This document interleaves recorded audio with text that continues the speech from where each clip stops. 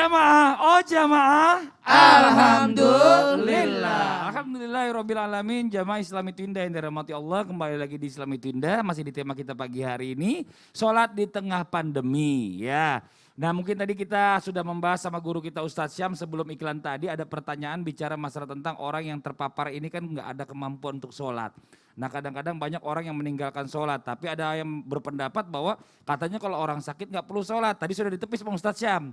Nggak ada, orang sakit tetap sholat. Nah bagaimana penjelasannya? Kalau misalnya harus diqadha atau mungkin harus bisa sholat seperti apa? Mungkin langsung aja kita minta penjelasan dari guru kita Ustadz Syam. Silakan Ustadz Syam. Bismillahirrahmanirrahim. Habib guruku Ustaz Maulana Habib Muhammad yang dimuliakan Allah Subhanahu wa taala, Mas Fadli yang dimuliakan Allah Subhanahu wa taala serta seluruh jamaah yang dimuliakan Allah Subhanahu wa taala. Bismillahirrahmanirrahim. Jadi tidak ada alasan untuk meninggalkan sholat selama dia mukallaf. Mukallaf adalah dia sudah aqil baligh. Sudah ada kewajiban untuk melaksanakan sholat, maka tidak ada lagi alasan untuk meninggalkannya. Ada beberapa orang yang tidak wajib sholat. Yang pertama, orang yang non-muslim. Jadi jangan paksa orang, kenapa kok tidak sholat? Ya, memang dia non-muslim gitu. Kenapa kok tidak pakai hijab? Memang dia non-muslim gitu. Jangan paksa orang melaksanakan. Kalau dia yang pertama non-muslim tidak wajib untuk sholat. Yang kedua anak-anak yang belum akil balik. Anak-anak belum akil balik maka dia tidak wajib untuk sholat. Hilang sifat taklifnya. Yang ketiga orang yang tidak sadarkan diri. Ya, yang keempat orang tidak waras atau orang gila itu tidak diwajibkan untuk sholat, maka hilang taklifnya atau dia bukan lagi seorang yang mukallaf. Bagaimana jikalau seorang orang tua dirawat hingga karantina, hingga tidak sadarkan diri bahkan sampai meninggal, apakah ketika orang tua tidak sadar ini karena dirawat ini di ICU boleh langsung ahli warisnya mengqadha sholatnya?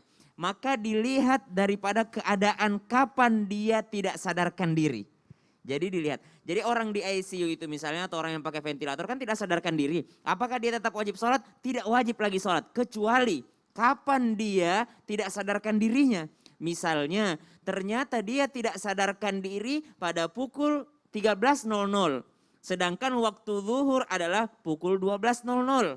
Kalau waktu zuhur sudah masuk dan dia belum melaksanakan sholat zuhur, dia masih sadarkan diri pada saat itu karena dia tidak sadarkan dirinya pada pukul 13, maka setelah nanti sadar dia wajib untuk mengqadhanya. Karena dia punya waktu pada saat sebelum tidak sadar ini untuk sholat zuhur, tapi dia belum melaksanakan sholat zuhurnya. Namun sholat-sholat setelahnya itu tidak diqadha lagi. Kenapa? Karena memang dia dalam keadaan tidak taklif lagi. Atau dia bukanlah seorang yang mukallaf lagi. Atau yang mempunyai kewajiban untuk beribadah sholat. Ini bagi orang-orang yang akalnya lagi mati atau misalnya dia lagi tidak sadarkan diri. Tapi kalau untuk penyakit yang lain, sakit yang lain, apakah misalnya dia bisa menunda sholatnya? Ini bukan hanya dalam keadaan dia yang di ICU. Misal dia adalah seorang petugasnya gitu. Bolehkah dia sholat tidak tepat pada waktunya? Atau di luar waktu sholat tersebut, maka kalau untuk menyelamatkan jiwa harta, kalau dia memang betul-betul dalam keadaan darurat, kata Syekh Wahbah Zuhaili, dikatakan bahwasanya boleh dia melaksanakan qadha sholatnya di luar waktu sholat tersebut. Misal terjadi kebakaran di waktu zuhur atau di waktu maghrib. Pas mau masuk waktu maghrib terjadi kebakaran, dia harus menyelamatkannya. Ternyata setelah menyelamatkan ini sudah masuk waktu isya, berarti lewat waktu maghrib. Maka dia sholat di luar waktu maghrib tersebut. Namun kembali ditekankan bahwa orang yang tidak sadarkan diri, dilihat waktu kapan dia tidak sadarkan diri. Kalau dia tidak sadarkan diri meninggalkan sholat-sholatnya, maka dia terlepas daripada kewajiban mengqadha sholatnya. Ya, jazakallah khairan katsiran. Terima kasih banyak atas penjelasannya Ustadz Syam. Nah sekarang kita lanjut lagi buat jamaah yang ada di rumah, masih ada lagi tayangan ya. Dan ini bersangkutan banyak banget pertanyaan yang seperti ini nih. Tentang sholat ya, yang jamaahnya masih tidak mau memakai masker. Ini dia tayangannya. Pemerintah bahkan tetap memperbolehkan pelaksanaan ibadah di setiap masjid dengan catatan tetap mematuhi aturan protokol kesehatan seperti menjaga jarak dan tetap memakai masker. Sebagian masyarakat sudah banyak yang menggunakan masker saat melaksanakan sholat Jumat. Namun tidak sedikit pula warga yang khususnya di Kabupaten Batanghari yang belum sadar dan bersedia mematuhi protokol kesehatan. Seperti di salah satu masjid di Jalan Gajah Mada Muara Bulian, dalam pelaksanaan ibadah sholat Jumat 13 November 2020, tidak sedikit jamaah yang terlihat tidak memakai masker saat berada di dalam masjid. Meski demikian, dalam pelaksanaan sholat Jumat, seluruh jamaah masih tetap mematuhi penerapan menjaga jarak saf dan membawa sajadah dari rumah masing-masing. Ya ini Bib, nih ya kita menjawab langsung aja pertanyaan yang banyak masuk ke sosial media Islam itu Indah yang berkaitan dengan hal ini ya, menjawab keraguan jamaah jika sholat memakai masker.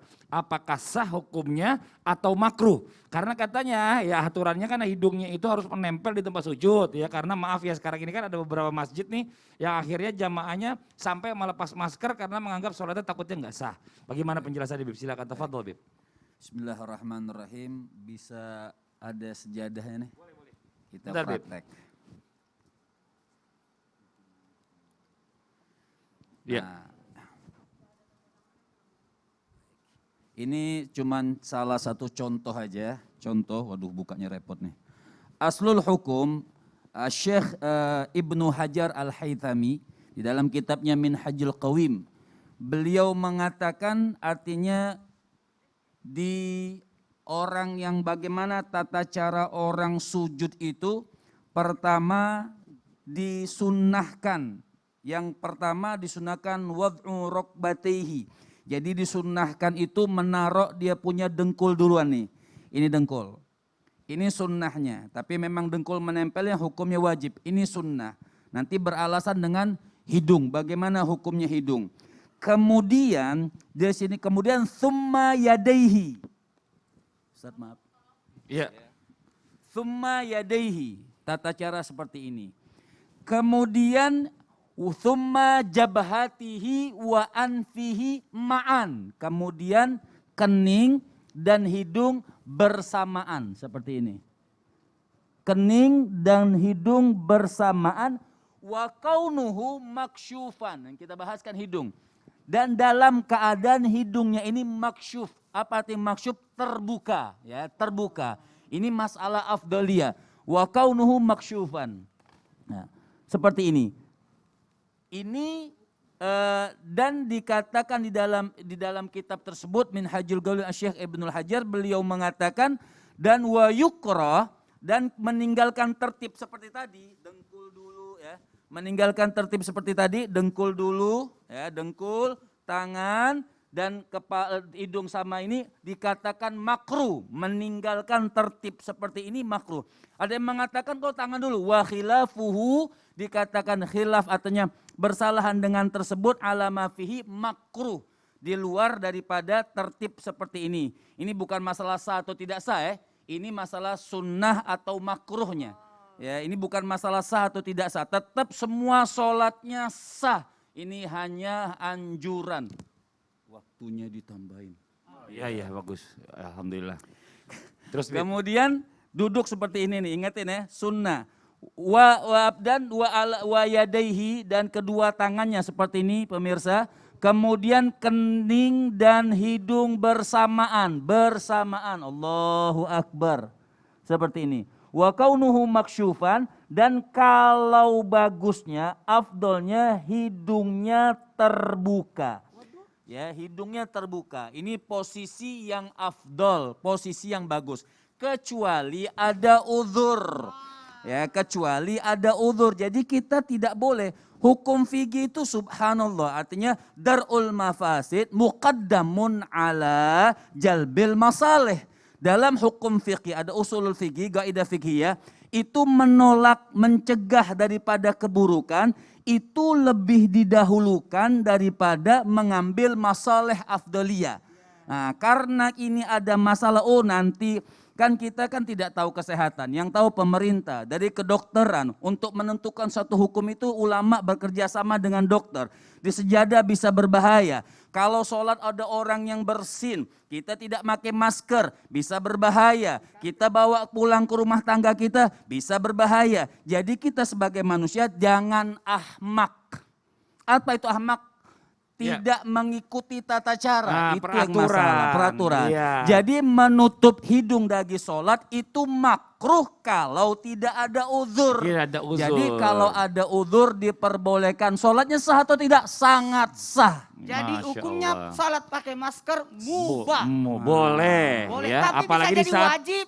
kalau untuk kesehatan. Betul, mengutamakan kesehatan, bicara masalah kesehatan ini nggak main-main, bisa menyebabkan kematian. Nah sekarang gini deh, langsung aja nih ada pertanyaan-pertanyaan banyak juga yang masuk ya. Buat jamaah yang di rumah yang sudah nggak sabar pengen dijawab, langsung aja kita masuk ke segmen Tanya Dong Ustadz. Kami semua tanya dong Ustadz. Masya Allah, tabarakallah, senang rasanya.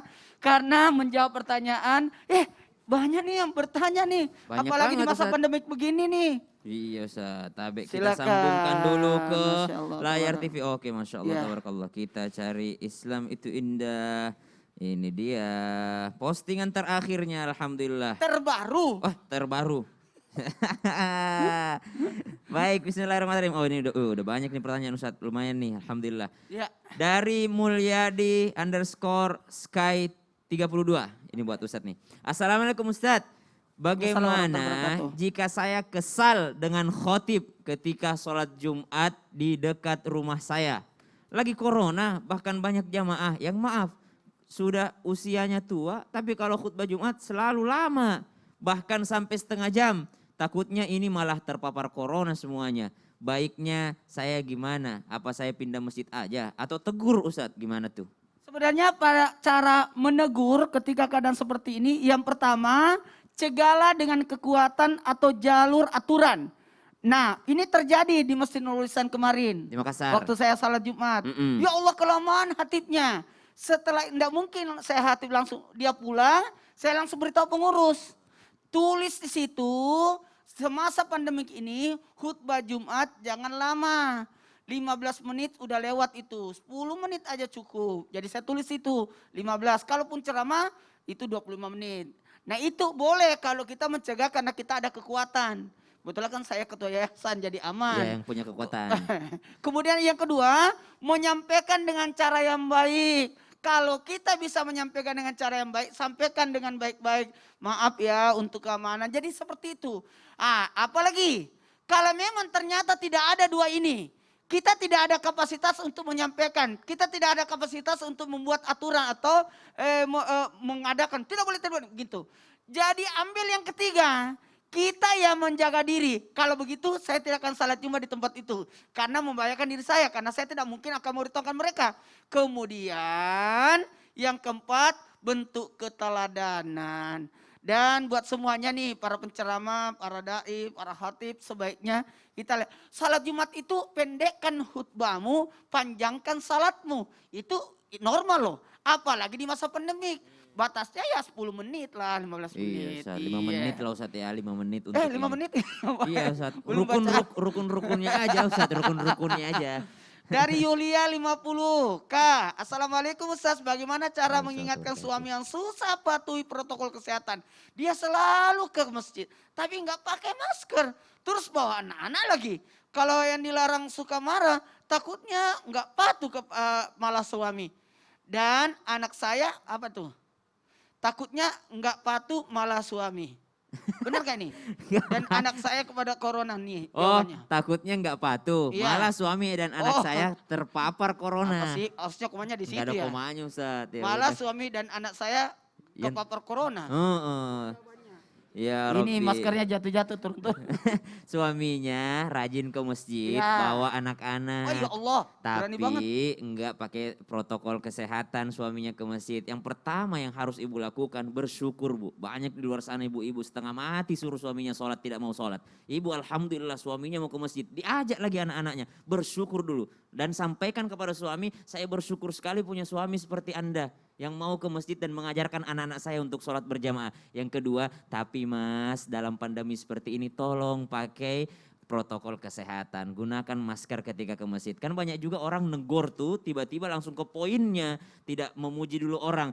Puji dulu orang lain, puji dulu dia, puji dulu dengan bangga. Berikan pujian lalu masukkan pesan-pesan positif di dalamnya.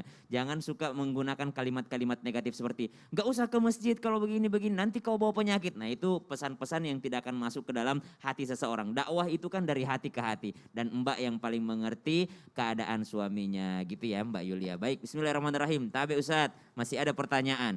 Ya. Sebenarnya pahala sholat di rumah itu samakah dengan di masjid?